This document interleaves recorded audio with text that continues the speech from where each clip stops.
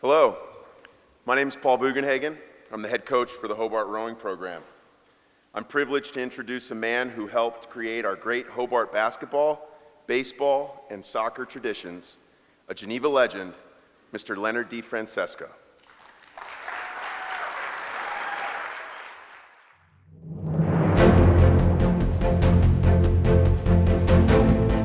Len DeFrancesco was one of the most versatile athletes ever at Hobart College. He was a 4-year letter winner in baseball and basketball, and also played 1 season of soccer. In basketball, he averaged more than 10 points a game and was captain for the 1955-56 team that was named a Hobart Team of Distinction in 2010. In baseball, he was captain for 2 seasons and played first base and pitcher for the Statesmen. He was voted the Hobart Athlete of the Year in 1956, earning the first ever Babe Krause Award. Len was also a respected campus leader and president of his fraternity. Len graduated from Hobart in 1956. Please welcome 2018 Hobart Athletics Hall of Fame inductee, Len DeFrancesco.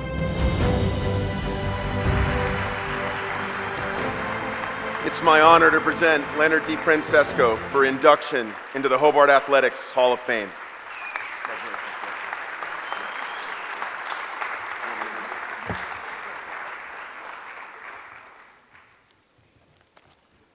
Good evening. I didn't think I'd get choked up, but I am. I think talking about what I've done would be pretty boring, so I think my focus will be on what the college was when I was here, which was the last century, way back when. There are a few of us left, but let me first tell you how I got here. I applied to 4 colleges. I applied to Cornell, Colgate, the U of R, and Hobart and William Smith.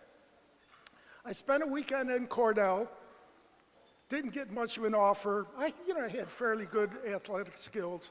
I don't remember what they said to me. They let me go home without saying much to me. So I said, probably not. Colgate, went there, interviewed, stayed on campus, etc.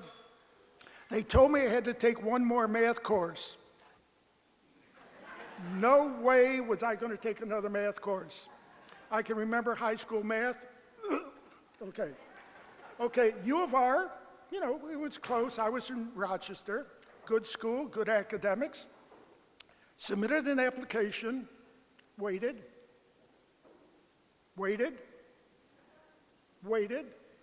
Went to a guidance counselor and said, why? What? He said, well, why don't we contact the U of R?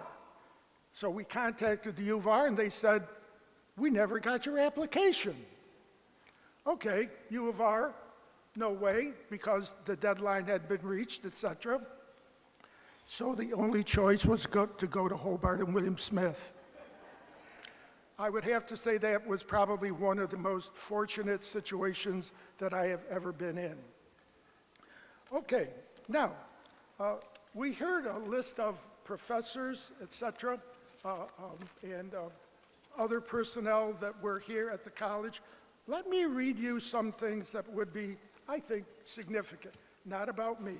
Okay, listing, this is going to be a listing of buildings, fields, and offices that were not there in 1956. Now, I'd like you to imagine the campus as you know it today with these buildings, etc., not existing.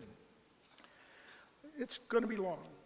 Jackson Hall, Reese Hall, Albright Auditorium, Lansing Hall, the Barn Library, Bizzotto Boathouse, Bristol Fieldhouse, McCooley Memorial Field, Bristol Gym, Scanlon Campus Center, Caird Hall, Stern Hall, Stiles Hall, Centennial Center for Leadership, the Village at Odell's, Cozen's Memorial Field.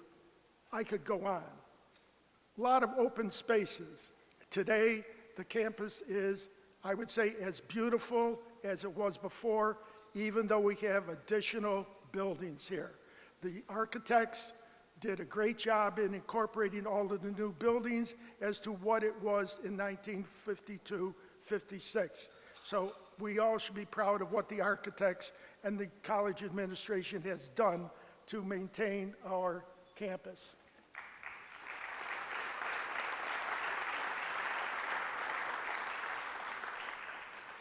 How many of you have you ever gone into Williams Hall? Okay. Williams Hall back in the old days was our basketball court.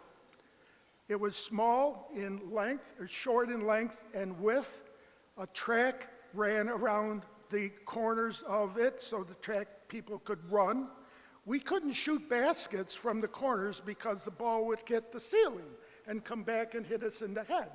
So we did a few practices there, but most of our games were and practices were at DeSales High School. Now, DeSales High School theoretically should give you an advantage because it's a home court advantage. Well, DeSales High School had what they called fan backboards. A fan backboard is not this. This is the perimeter of a normal backboard in tennis. Well, in DeSales, for some godly reason, probably divine intervention, they had fan boards or backboards that were like this. Like a fan at the top and coming around in kind of an oval shape. So the home court advantage, which should have been ours, was not ours. Again, because we practiced there infrequently, because they had high school gym classes there, etc. And so, in spite of the fact that we had no, quote, home court advantage, we did fairly well. But relative to basketball, one other thing, when I came to Hobart, I played basketball fairly well, and I thought I was a hot shot. The first year I was here, I made the varsity. We played Cornell. I said, Cornell? Yeah, that's going to be really good. Okay, I got the assignment to defend against a gentleman by the name of Chuck Roll, R-O-L-L. And I said, I'm going to show him who I am. Well, by the end of the game, I realized that Chuck Roll rolled over me. He scored, and scored, and scored, and scored, and scored. Now, based on what I've said, you probably realize we lost. Yes, not because of my efforts, but Cornell was really quite good. Okay, so I again could, let's see, I want to take a look at the notes, so don't go away, okay? Don't go away. Okay. Oh, yes, I found something that would be interesting, and I especially think the women's spouses might be interested in this. Okay, well, on the campus in 1952 through 56, there was an unusual activity that was participated in by Hobart men. Now, the women lived on the hill, right up the hill, up this hill that still exists here. And the gentlemen, and there were quite a few restrictions. First of all, the woman was a single-sex dorm, that's number one. No men and women in a dorm. No men and women with separate bathrooms in a dorm, as now can exist on campus. The women had to sign out at night. The women had to sign in with a curfew at night. There was a house mother. I'm not certain if she was a faculty person or not, but those were the restrictions that existed for women on campus during 1952-56. Now, what the Hobart men did, and they did this. They were pretty rowdy, okay, pretty rowdy. In fact, the town people thought we were drunk, obnoxious, and loud. Thank God that does not exist today. But back then, this is what happened. Some of them would get together, and they would decide let's go to the hill. And they said, this is what we're going to do. And they were trying to explain this to the younger people who they were trying to recruit to go with them. And they would say, we're going to go on a panty raid. A panty raid. Now, what a panty raid was this. You would go up the hill, attract attention by being loud and obnoxious, as I said we mostly were. And when the women would open their windows, and they knew probably it was going to happen, I guess it was fairly frequent. And what the women would do, they would take out, well, I don't know if they took them off, but they got a panty and threw it out the window. And the gentlemen were scrambling to come up with a panty, hopefully clean. And now, I never participated in one. Never, never, never. But I would like to ask those of you out here, if any of you have participated in a panty raid, and if you had, would you please stand up?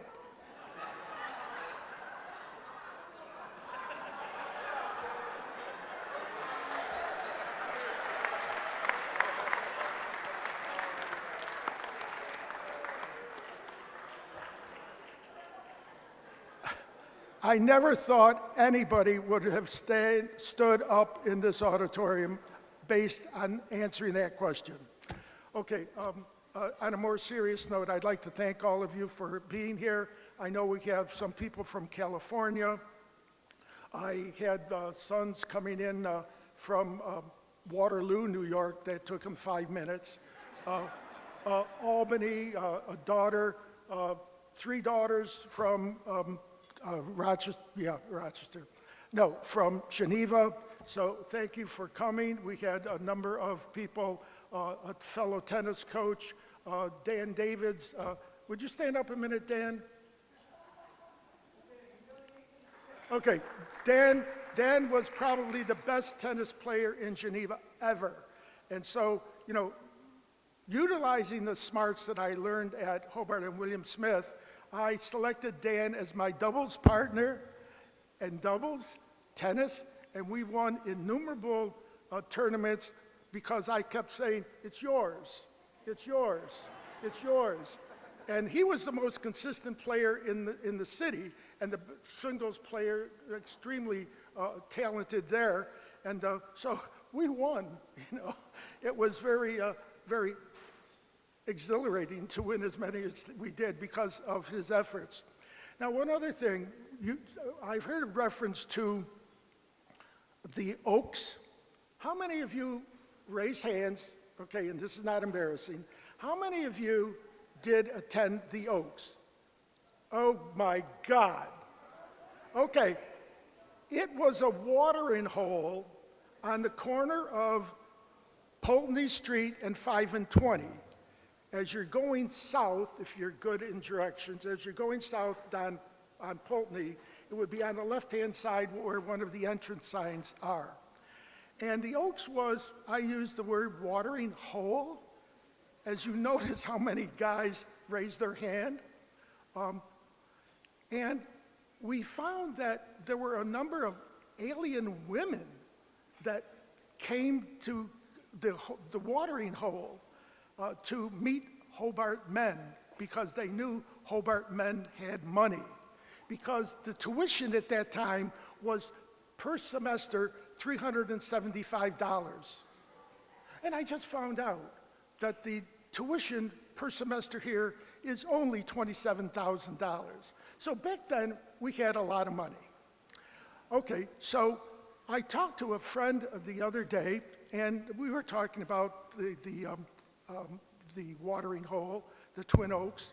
I think they really had Twin Oaks, I'm not certain. I went there too, but not frequently. And he said he met his wife there. And I said, was she a William Smith student? He said, no, she came from Nazareth. Right, Nazareth is an hour and 15 minutes away. So she would come on the weekend to water there at the watering hole. Okay, but there's another person that I found would Helen Gates stand up? Helen Gates? Guess what?